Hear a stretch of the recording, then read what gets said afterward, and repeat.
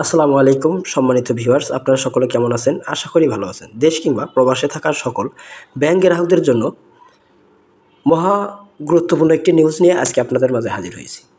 নিউজটি হচ্ছে খুবই দুঃখের, কারণ সম্মিলিত ইসলামী ব্যাংকের গ্রাহকদের টাকা ফেরত পাওয়া নিয়ে এতদিন সুখবর দিয়েছিলাম, এখন খবরটি দিব খুবই দুঃসংবাদ।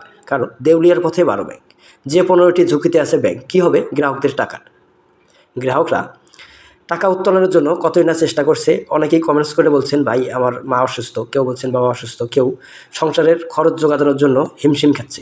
প্রিয় দর্শক, আপনারা যদি আমাদের চ্যানেলটিতে একদম নতুন হয়ে থাকেন তাহলে অবশ্যই চ্যানেলটিতে সাবস্ক্রাইব করে বেল বাটন অন করে রাখবেন। আপনাদের একটি লাইক, কমেন্ট, শেয়ারের মাধ্যমে আমাদেরকে নিত্য নতুন সব নিউজ উপস্থাপন করতে উৎসাহ যোগায়। আসুন ভিডিওটি বিস্তারিত জানাতে ধৈর্য সহকারে পুরো ভিডিওটি দেখার আমন্ত্রণ জানাচ্ছি।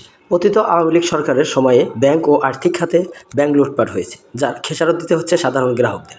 বহু ব্যাংকে টাকা জমা রেখে গচ্ছিত অর্থ তুলতে পারছেন না সাধারণ গ্রাহকরা। 5টি বেসরকারি ব্যাংক কার্যরত, নামে মাত্র টিকে আছে। দেউলিয়ার পর্যায়ে আছে 12টি ব্যাংক, অতিমাত্রায় দুর্বল 15টি ব্যাংক।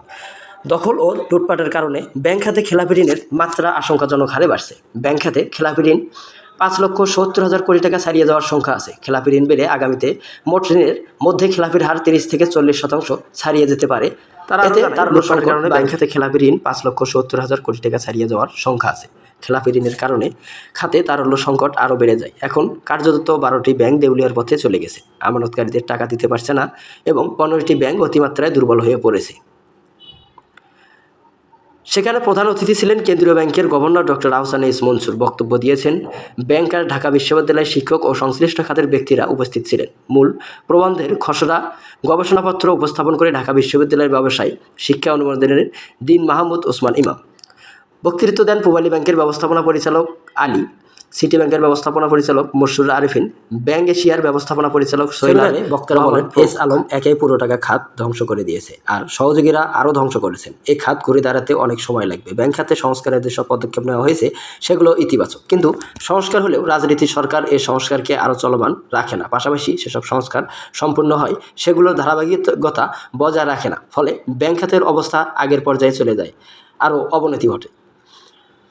বিশ্লেষকরা আরও বলেন, তত্ত্বাবধায়ক সরকারের হাত থেকে আওয়ামী লীগ সরকার একটি শক্তিশালী ব্যাংক খাত পেয়েছিল, কিন্তু তারা এর সুফল ধরে রাখতে পারেনি, বরং তারা সংস্কারগুলোর আগের অবস্থায় নিয়ে যায়, যার ফলে ব্যাংক খাতের বড় ধরনের লুটপাট হয়েছে। লুটপাটে ব্যাংক খাত ধ্বংস হয়েছে। সেমিনারে ব্যাংক খাত উদ্বেগ প্রকাশ করে বিশ্লেষকরা আরও বলেন, লুটপাটের টাকা বেশিরভাগই পাচার হয়ে গেছে, যে কারণে সেগুলো আদায়ের সম্ভাবনা নেই। ফলে ব্যাংক খাতে তারল্য সংকট বেড়েছে। এই সংকট আরও থাকবে।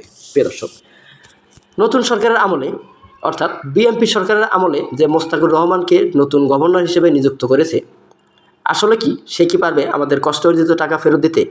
কমেন্টস থাকবে আপনাদের কাছে। আজকের মতন এই পর্যন্তই। পরবর্তী সব নিউজ পেতে আমাদের সঙ্গেই থাকুন।